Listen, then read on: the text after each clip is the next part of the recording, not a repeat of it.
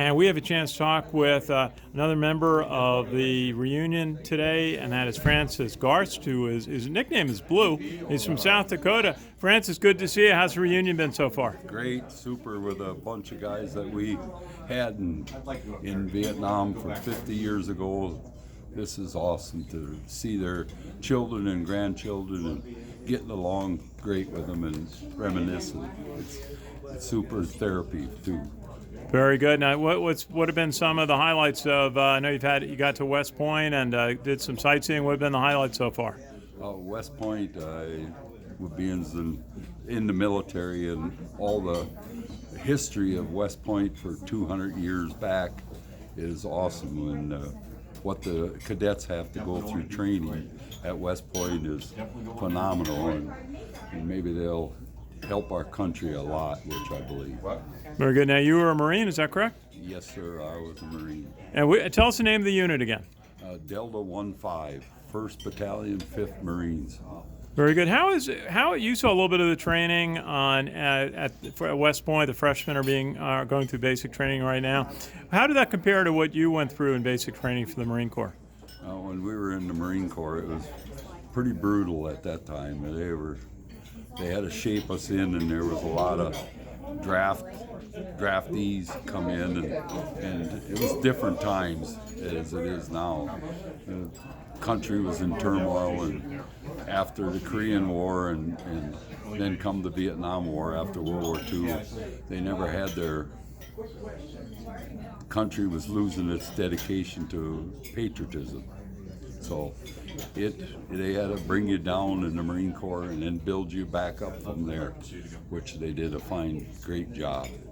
Absolutely. Now, tell us, what was your career post-military? My career, when I got back, I moved back to Holben, South Dakota, a small community, and I needed to get my head on straight after spending 13, 14 months in Vietnam in combat.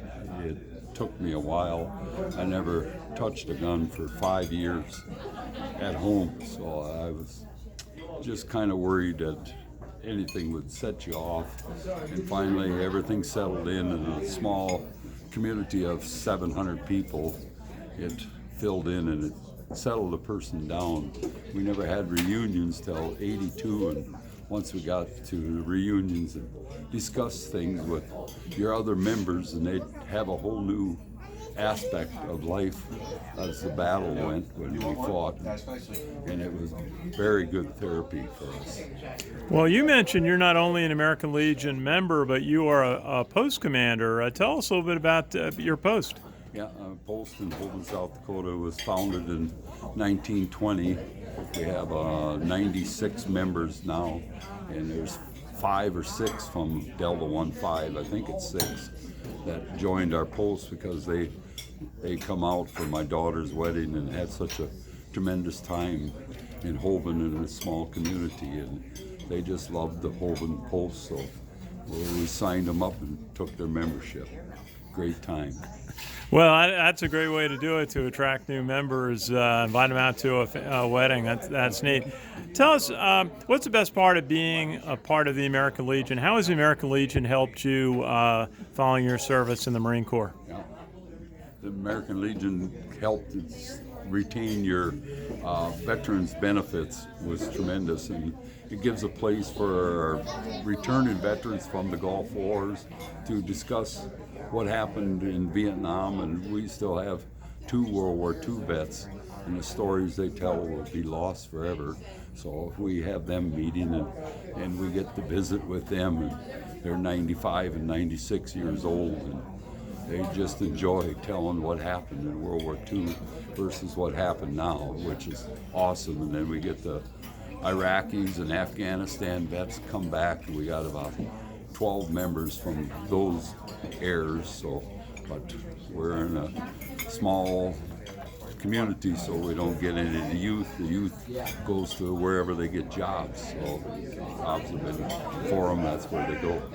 And what was when you came back, what would have been some of your occupations post-military? Okay, when I got back, I I worked for the local co-op in town for 5 years, and then they made me manager of the co-op, and we built a convenience store, and we had 32 employees at the co-op, so I was kind of in charge of 32 individuals and their families, and we had benefits for them and maintained a great fellowship with them, and we had a super time, and I retired 10 years ago after 35 years as manager of the co-op. So, yeah.